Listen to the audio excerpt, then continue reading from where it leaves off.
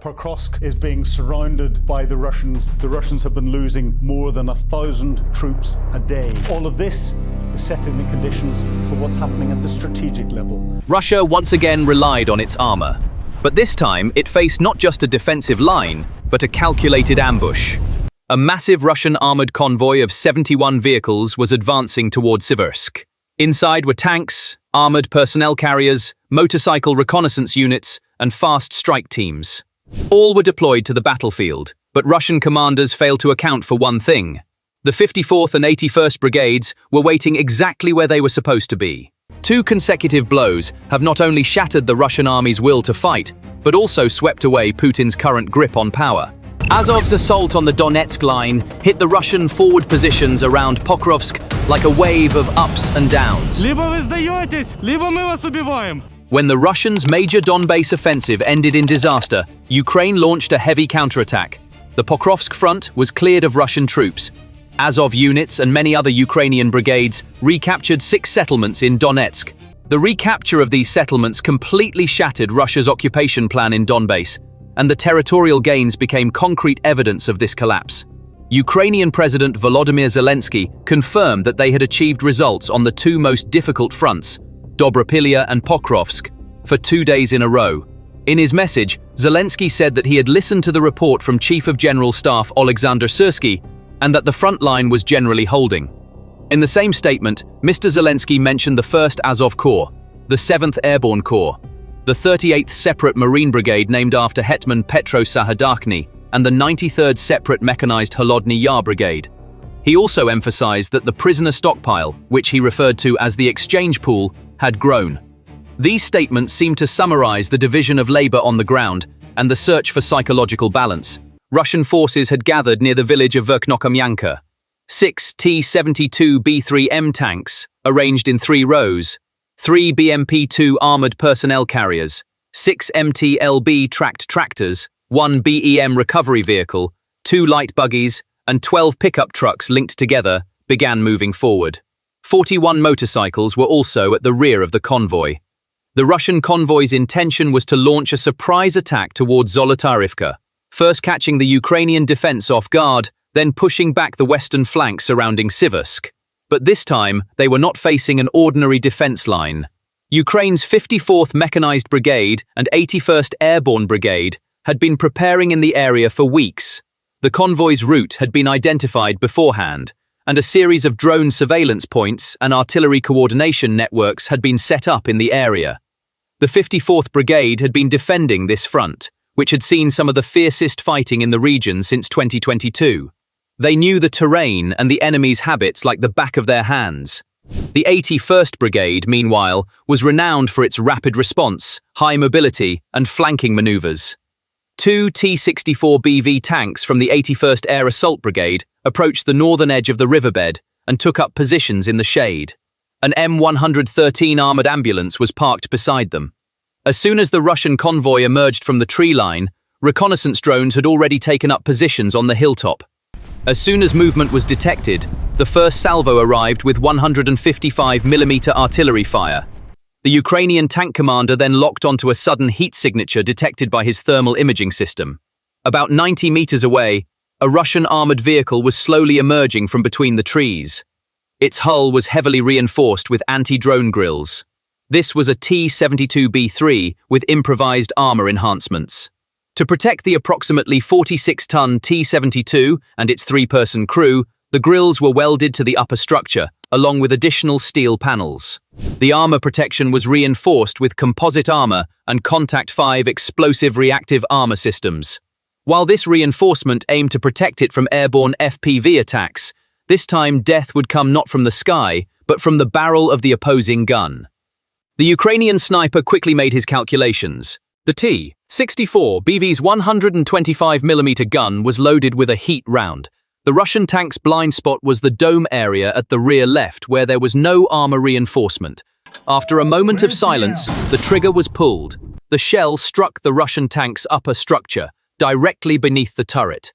At the moment of the explosion, the turret was thrown aside, and the turret itself jumped half a meter upward. However, the fatal blow was not this. Despite the severe shock, The vehicle managed to maneuver backward by forcing its engine. The damage was critical, but the crew was still inside.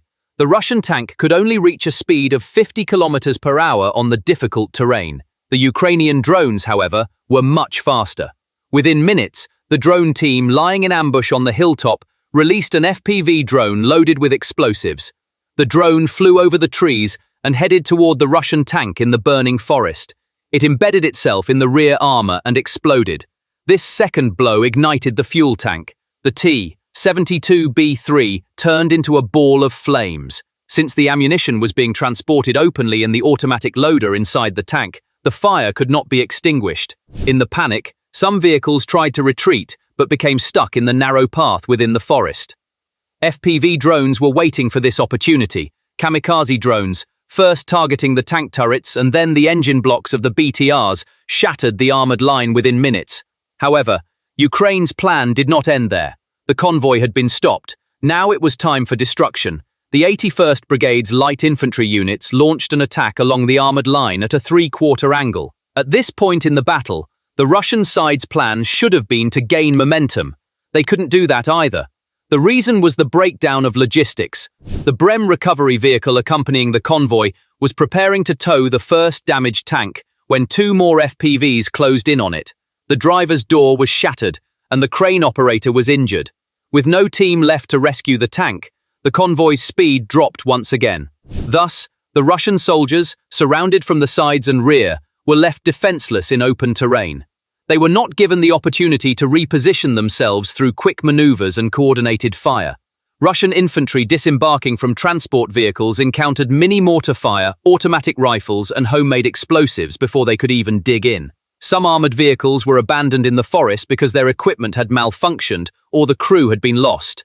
Just a few minutes after the fighting began, at least 5 Russian tanks lined up side by side in an open area at the edge of the forest caught fire simultaneously. All that remained were thick black smoke, the echoes of exploding ammunition, and intertwined piles of metal. Tank turrets were hurled meters away.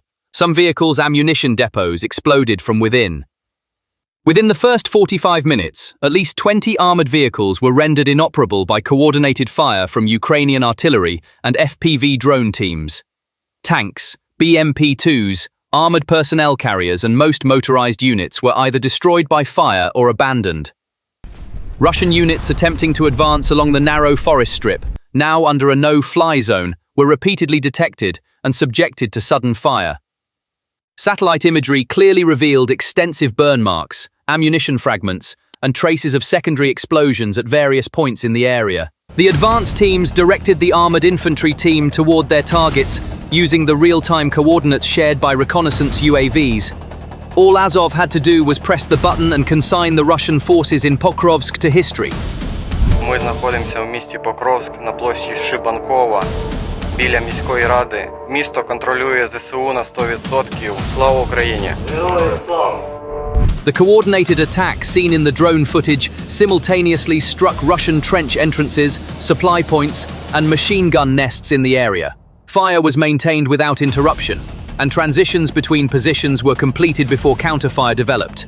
Within minutes, footholds were secured at 2 separate points, and the escape routes of the Russian forces forced to retreat in Pokrovsk were locked down by the second wave. Azov elements used drones as a fire and reconnaissance screen without leaving the infantry column exposed. The description on the ground showed the following without exaggeration: coordinates, duration, accuracy, discipline. As soon as the first layer of Russian defense in Pokrovsk was broken, sabotage teams in the flanking sectors had to cover their retreat with smoke. The attack focused on cutting and narrowing the existing Russian salient rather than opening a new breach in the defense line. Thus, Azov's first move targeted not the width of the line, but the breathing space of Russian forces. In fact, before all these operations, the Pokrovsk-Dobropillia axis had appeared to be a tactical opportunity for the Russians in the middle of summer, but it had produced weakness when they couldn't maintain their pace. ISW updates recorded that Ukraine had gained ground around key settlements such as Volodymyrivka and Mikhailivka. Global media sources reported that Ukrainian counterattacks cut off 2 Russian prongs around Pokrovsk and pushed the line back. This picture showed that the Russian army's broad encirclement plan in Pokrovsk-Dobropillia had cracked, and the salient was squeezed into a narrow pocket.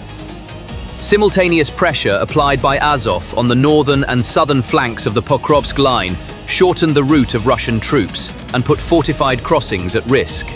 Ukrainian forces conducted the battle in the pocket with a logic of clearing and locking, leaving advancing attack waves without logistics. Long-range precision strikes were shifted to depots and staging areas in the rear. This disrupted the forward line's fuel, ammunition, and evacuation rhythm. Controlled compression, rather than rapid advance, reduced losses while solidifying the ground.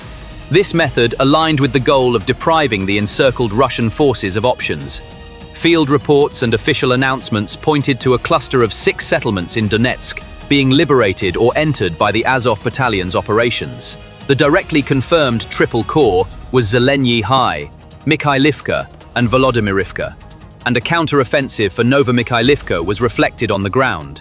Additionally, Ukrainian army positional gains around Novokonomichne and tactical entries into Mern entered OSINT and corporate reports. This cluster was woven with successive and connected point gains rather than a single big leap. Each settlement gained importance not in open terrain but through road networks and local elevations. Therefore, the term 6 settlements describes the cumulative effect of small nodes that form a strip on the military map. The key point is that these nodes collectively constrict Pokrovsk's north-south breathing space. Thus, the Ukrainian army's new forward positions became a foundation for the next range layer. The Ukrainian command also framed this advance not as a broad offensive, but as a limited yet target-oriented recapture. This definition imposes a sustainable tempo and logistical realism on the force. Azov's role, meanwhile, was not just a frontline assault, but the construction of a drone-centric, close reconnaissance, close destruction corridor. Videos from National Guard sources clearly showed moments when the Azov Battalion dispersed Russian assault groups with FPV drones in the Pokrovsk sector. These videos revealed chains of destruction on a minute-by-minute scale, focused not on Russian armored elements, but on small units gathered in open areas. At the same time, IR and EO cameras were seen marking underground shelter entrances. This marking was completed not with classic artillery adjustments, but with the final approach decisions of the FPVs. The clearest difference seen on the ground was in the speed of target matching through the shared channel use of UAV operators and infantry. Ukrainian drone operators caught a Russian military convoy or gathering before it dispersed and completed the strike without waiting for a second wave. This flow concretized the loss-reducing benefit of keeping the see-decide strike cycle short.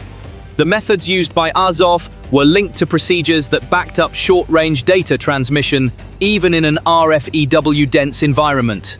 Therefore, engagement remained sustainable under the authority of the nearest operator, even during electronic suppression. Meanwhile, the intensification of fighting in a 10 to 15 kilometer band north of Pokrovsk showed that Russian defenses were retreating piecemeal rather than in a linear fashion. This band consists of rural settlements and small plains, within short distance of supply routes. Ukrainian forces operated not from trench to trench in this area, but from trench cluster to trench cluster.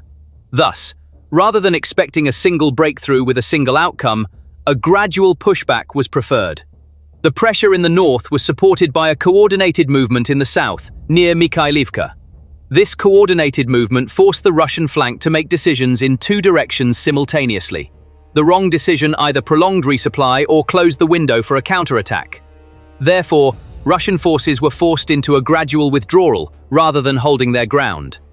Ukrainian forces, meanwhile, locked in new lines by repeating the short-range clear and hold template. This lock-in created a front line that remained unshaken in the first hours of the counterattack.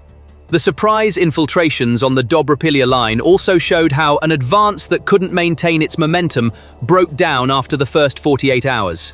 When mechanized follow-up fails to materialize, a breach transforms from a tactical gain into a strategic problem. Ukraine filled this void with Azov and other elite units, turning the tide.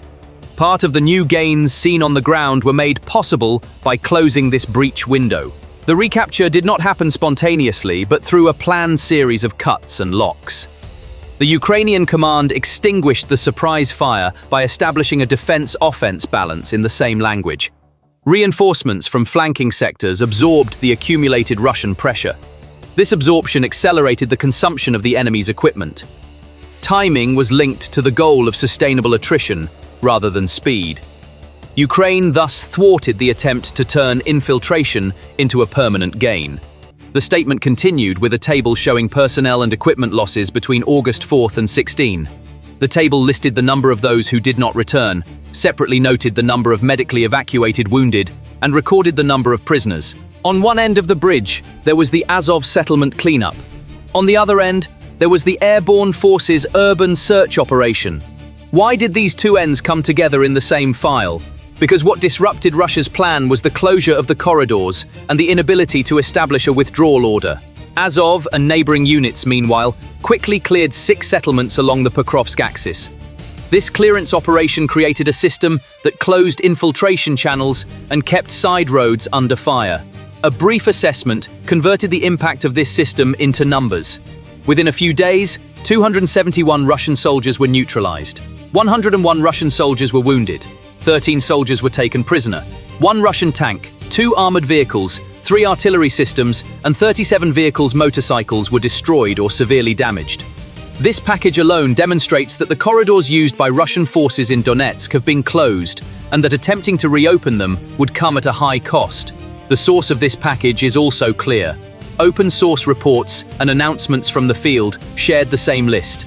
Global media data reported that the Ukrainian army's penetration of Russian lines had extended from 10 kilometers to 23 kilometers.